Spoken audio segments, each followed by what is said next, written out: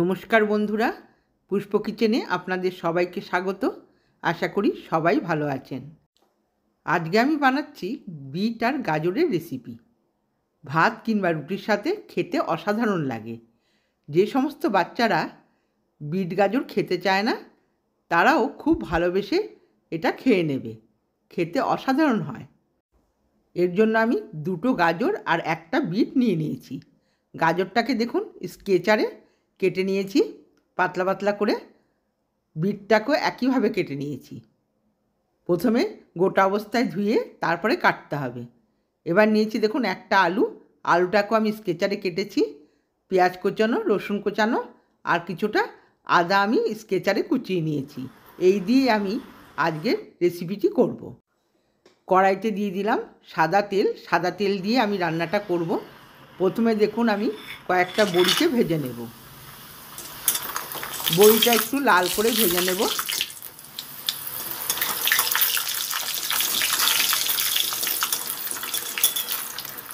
বড়িটা ভাজা হয়ে গেছে, এবার আমি তুলে নিচ্ছি।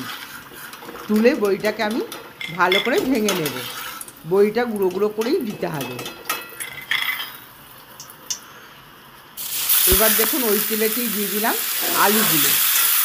আলুটা দিয়ে আমি একটু নাড়াচাড়া করে দিলাম। এবার দিয়ে দিচ্ছি স্কেচারে কোচানো গাজর।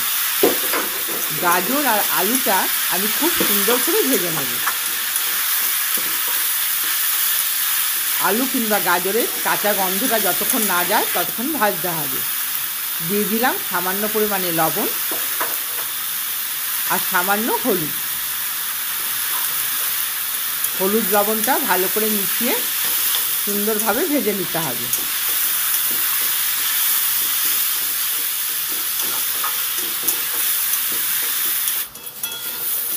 ভাজাটা হয়ে গেছে, দেখুন কালারটাও চেঞ্জ হয়ে গেছে।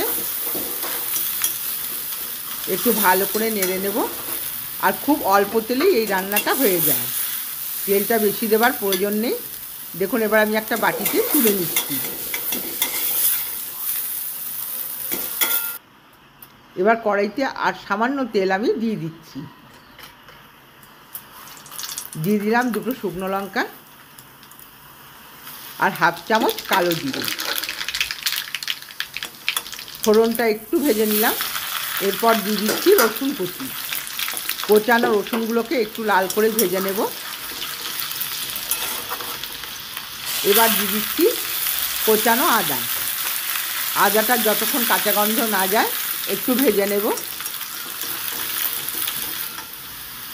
দিয়ে দিলাম কোচানো পেঁয়াজ। পেঁয়াজটা দিয়ে আদা রসুনের সাথে ভালো করে নেড়েচেড়ে একটু ভেজে নেব। খুব লাল করে ভাজার দরকার নেই, রঙটা চেঞ্জ হলেই আর ভাজাটা কমপ্লিট হয়ে যাবে। দেখুন একটু নেড়েচেড়ে দিলাম। দেখুন পেঁয়াজের কালারটাও চেঞ্জ হয়ে গেছে, ভাজাটা প্রায় হয়ে এসছে।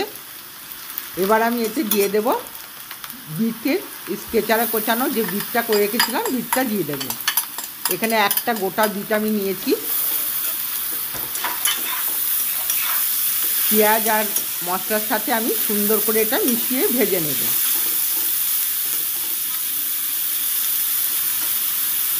দিয়ে দিলাম সামান্য লবণ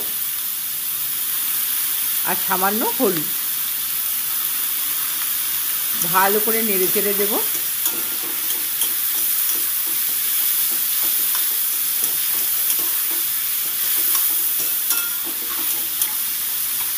এবার আমি ঢাকা দিয়ে রান্না করে নেব 5 মিনিট। 5 মিনিট পর দেখুন ঢাকাটা খুললে অনেকটা জল বেরিয়েছে। দেখুন জলটাকে ভালো করে শুকিয়ে ফেলতে হবে। এবার দিয়ে দিলাম 4টে কাঁচা লঙ্কা চিড়ি। একটুও জল রাখা চলবে না, আবার একবার ঢেকে আমি রান্নাটা করে নেব। দেখুন ঢাকাটা খুলে বিটটা সেদ্ধ হয়ে গেছে আর জলটাও দেখুন একটুও জল নেই, পুরো জলটাই শুকিয়ে গেছে। এবার দিয়ে দিচ্ছি আলু আর গাজর ভাজাটা। ভালো করে একটু নেড়েচেড়ে মিশিয়ে দেব।